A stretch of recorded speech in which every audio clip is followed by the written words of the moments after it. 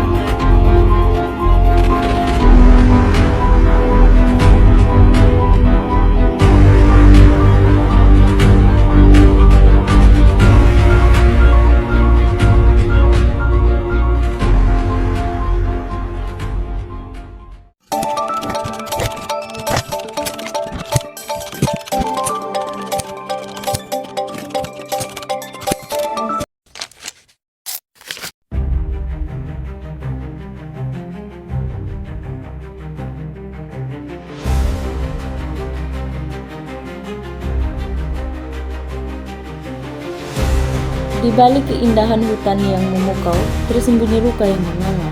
Keserakahan dan ketidakpedulian telah merobek jantung Zamrud ini. Hutan-hutan yang dulunya megah kini tinggal kenangan, digantikan oleh hamparan monokultur yang sunyi dan debu sisa kebakaran. Setiap detik kita kehilangan hutan yang tak tergantikan.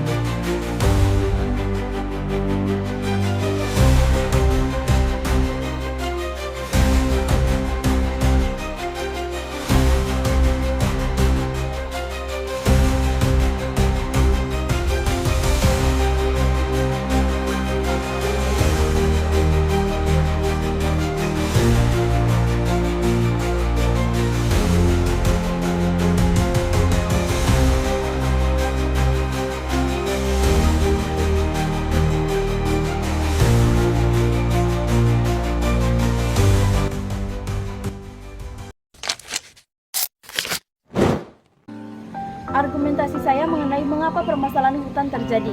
Permasalahan hutan di Indonesia terjadi karena berbagai faktor kompleks yang saling terkait. Yang pertama itu, kurangnya kesadaran dan partisipasi masyarakat. Meskipun banyak komunitas lokal yang memiliki kearifan lokal dalam menjaga hutan, kesadaran dan pemahaman masyarakat secara umum tentang pentingnya hutan dan dampak kerusakan masih perlu ditingkatkan. Partisipasi aktif masyarakat dalam pengawasan dan perlindungan hutan juga belum optimal. Yang selanjutnya, tekanan ekonomi dan pembangunan.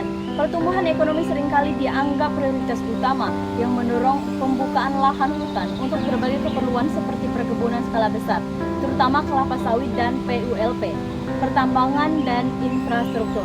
Keuntungan ekonomi jangka pendek seringkali mengalahkan pertimbangan kelestarian lingkungan jangka panjang. Selanjutnya, tata kelola hutan yang lemah.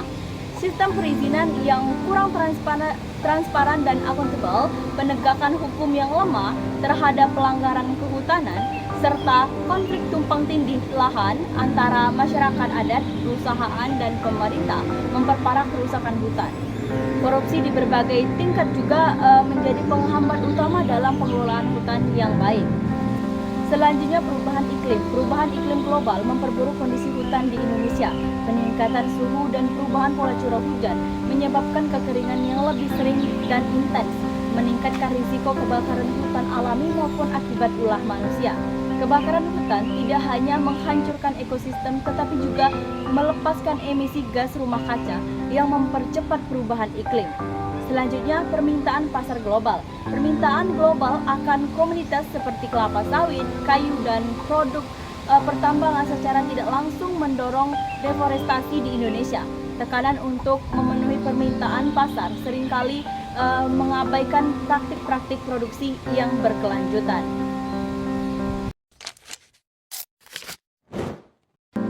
Mengatasi mengatasi permasalahan hutan di Indonesia memerlukan pendekatan yang komprehensif. Yang pertama, penguatan tata kelola hutan. Ada transparansi dan akuntabilitas perizinan, memperbaiki sistem perizinan dengan memastikan transparansi dalam proses pemberian izin pemanfaatan hutan dan melakukan audit secara berkala. Ada penegakan hukum yang tegas, meningkatkan efektivitas penegakan hukum terhadap pelaku perusak hutan, termasuk korporasi dan individu, dengan memberikan sanksi yang berat dan tidak pandang bulu. Selanjutnya ada resolusi konflik lahan, menyelesaikan konflik tumpang tindih lahan melalui dialog dan mediasi yang melibatkan semua pihak terkait, termasuk pengakuan perlindungan hak-hak masyarakat adat. Yang kedua, pengelolaan hutan berkelanjutan, pengembangan hutan kemasyarakatan dan hutan adat, memberdayakan masyarakat lokal dan masyarakat adat untuk mengelola hutan secara berkelanjutan berdasarkan kearifan lokal mereka, memberikan akses dan hak pengelolaan yang jelas kepada mereka. Yang selanjutnya ada restorasi dan rehabilitas hutan, melakukan upaya restorasi dan rehabilitas hutan yang rusak secara masif dan terencana dengan melibatkan partisipasi aktif masyarakat dan mempertimbangkan keanekaragaman hayati lokal. Terus ada pengembangan agroforestry, mendorong sistem agroforestry yang mengintegrasikan tanaman pertanian dengan pepohonan sehingga dapat meningkatkan produktivitas lahan sekaligus menjadi fungsi ekologis hutan. 3. Peningkatan kesadaran dan partisipasi masyarakat. Edukasi dan kampanye, meningkatkan kesadaran masyarakat tentang pentingnya hutan, dampak kerusakan dan cara-cara berkontribusi dalam pelestarian hutan melalui pendidikan formal dan kampanye publik yang efektif. Ada pelibatan masyarakat dalam pengawasan, mendorong partisipasi aktif masyarakat dalam pengawasan hutan dan pelaporan pelanggaran hutan. Terus pengembangan ekowisata, mengembangkan potensi ekowisata berbasis masyarakat yang dapat memberikan manfaat ekonomi sekaligus mendorong pelestarian hutan. 4. Mitigasi dan adaptasi perubahan iklim, pengendalian kebakaran hutan, meningkatkan upaya pencegahan dan pemadaman kebakaran hutan, termasuk deteksi dini, penegakan hukum terhadap pembakar hutan, dan pengelolaan lahan gambut yang berkelanjutan. Terus konservasi lahan gambut, melindungi dan merestorasikan ekosistem lahan gambut yang penting sebagai penyimpanan karbon dan habitat bagi keanekaragaman hayati. Terus pengurangan emisi dari deforestasi dan degradasi hutan, melanjutkan dan memperkuat implementasi program REDD untuk mendapatkan insentif atas upaya pengurangan emisi karbon dari sektor kehutanan. 5. Kerjasama multilateral, kemitraan internasional, meningkatkan kerjasama dengan negara lain, organisasi internasional, dan lembaga swadaya masyarakat dalam upaya pelestarian hutan, termasuk dalam hal pendanaan, transfer teknologi, dan pertukaran informasi.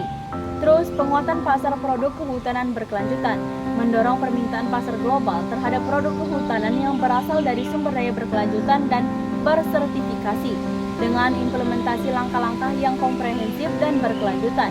Diharapkan kondisi hutan di Indonesia dapat pulih dan terjaga kelestariannya demi kesejahteraan generasi sekarang dan yang akan datang.